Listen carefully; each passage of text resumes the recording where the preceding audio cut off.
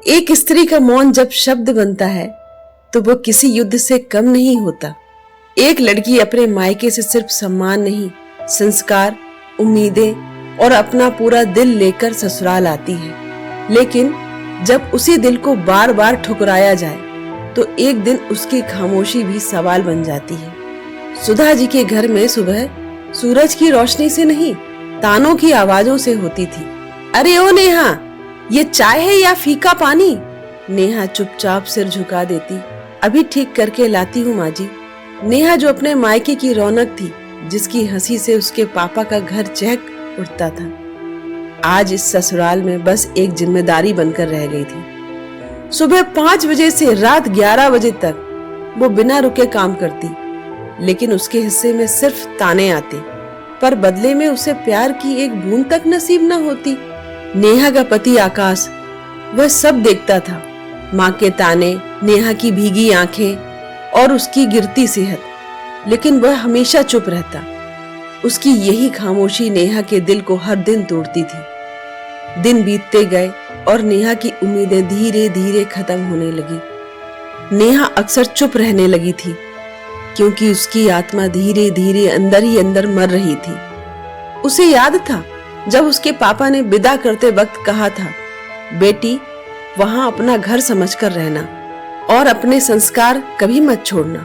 नेहा ने उन बातों को दिल में बसा लिया था, लेकिन यहाँ उन संस्कारों की कोई कीमत नहीं थी। नेहा ने उन संस्कारों की लाज रखने के लिए अपना वजूद तक दांव पर लगा दिया, पर उसे क्या पता था कि जहां कदर न हो वहां संस्कार अक्सर कमजोरी मान लिए जाते हैं। एक दिन सुधा जी ने गुस्से में आकर नेहा के मायके से लाई हुई उसकी माँ की दी हुई चुनरी, जिसे वो हमेशा संभाल कर रखती थी, उसे फर्श पर फेंक दिया और बोला, ये पुराना कबाड़ और मायके का दिखावा मेरे घर नहीं चलेगा। नेहा वही खड़ी रही। उस पल नेहा को लगा जैसे किसी ने उसके माँ के आंचल को बीच बाजार फाड़ दिया हो। वो चुन्नी सिर्फ कपड़ा नहीं थी, उसकी माँ का आशीर्वाद था, उसका अपना अतीत, उसकी अपनी पहचान और उसकी माँ की आखिरी निशानी। इस बार उसकी आंखों से आंसू नहीं गिरे, बस उसका दिल अंदर से टूट गया था। आकाश ने फिर वही कहा, नेहा माँ बड़ी है, जाने दो, क्यों बात बढ़ा रही हो? पर इस बार नेहा झुकी नहीं। नेहा की खामोशी टूट गई। उसने धीरे से अपने माँ की चुन्नी उठाई और उसे सीने से लगाया और आकाश की आंखों में आंखें डालकर पूछा, आकाश क्या आपको पता है एक पत्नी अपने पति से क्या उम्मीद लेकर आती है? आकाश चुप था। नेहा ने फिर कहा, वो अपने माँ बाप, अपना घर, अपनी पहचान सब कुछ छोड़कर आती है, सिर्फ इस भरोसे कि उसका पति उसका अपना होगा, उसे समझेगा, मान सम्मान दिलाएगा। उसकी आवाज भर आई, मुझे आपके घर में जगह नहीं मिली आकाश, मुझे यहाँ का बस काम मिला, जिम्मेदारियाँ मिली, लेकिन अपनापन कभी नहीं मिला। आकाश की आंखें नम हो गई। नेहा ने आगे कहा, जब आपकी माँ मुझे अपमानित करती थी तो मुझे उनके शब्दों से ज्यादा आपकी खामोशी चोट पहुँचाती थी। मैं हर दिन खुद को समझाती रही कि एक दिन आप समझेंगे, लेकिन आप कभी मेरे साथ नहीं खड़े हुए।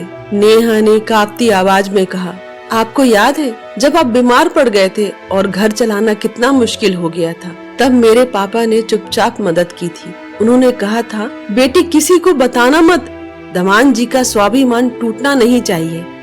आकाश, मेरे संस्कारों ने आपका सम्मान बचाया और आपके संस्कारों ने मेरी मर्यादा तक को नीलाम होने दिया। आकाश, क्या आपकी बहन के लिए भी आप ऐसा ही ससुराल चाहेंगे? मेरे माँ बाप ने मुझे हमेशा देना सिखाया, झुकना सिखाया, रिश्ते बचाना सिखाया, लेकिन मैंने कभी नहीं सोचा था कि मेरे वही संस्कार आज मेरी कमजोरी बन जाएंगे। और नेहा कहते कहते रो पड़ी। पूरा घर सन्न हो गया। आकाश के पैरों तले जमीन खिसक गई। उसे अपनी कायरता पर शर्म आने लगी।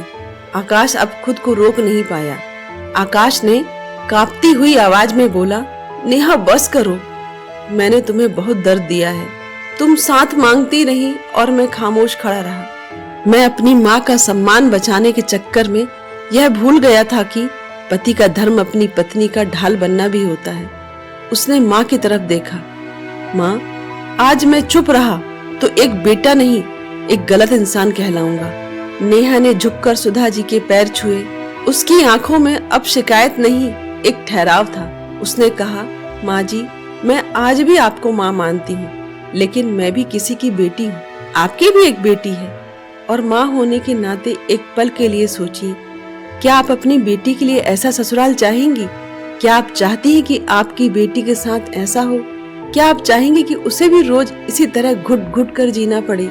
और जिस घर को वह अपना मानती है, वहीं पर उसके सम्मान और इज्जत की धज्जियां उड़ाई जाए, उसकी भावनाओं की कदर न की जाए और उसे सिर्फ एक मशीन समझा जाए जो घर का नौकरों की तरह काम तो करे, पर उसके कोई अरमान ना हो, उसकी कोई इज्जत ना हो, उसका कोई सम्मान ना हो, और उस घर में उसकी कोई जगह ना हो जहाँ पर वह बहुत अरमानों के साथ आई थी, अपना सब कुछ छोड़कर। और नेहा कहते कहते चुप हो गई। सुधा जी का पत्थर जैसा दिल पिघल गया। उन्हें अपना बीता हुआ कल याद आया, जब वो भी कभी बहू थी। उन्होंने सिसकते हुए नेहा को गले लगा लिया और पहली बार उसके सिर पर हाथ रखकर कहा, मुझे माफ कर दे बेटा, आज से तू मेरी बड़ी बहू नहीं, मेरी सबसे बड़ी बेटी है। उस दिन नेहा की हार नहीं हुई, बल्कि उसके सब्र और संस्कारों की जीत हुई।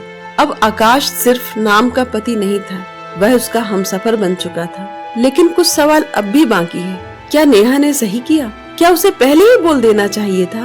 क्या पति का चुप रहना सही था? क्या संस्कार का मतलब सब सहना होता है? दोस्तों, यदि आप होते तो क्या करते? कमेंट में जरूर बताइए। अगर आपको नेहा की यह कहानी पसंद आई तो इसे उन लोगों के साथ साझा करें जो रिश्तों की कदर भूल गए हैं। और हाँ, चैनल को सब्सक्राइब करना ना भूलें। मैं हूँ रश्मि खरे, मिलती हूँ आपसे अगली कहानी में।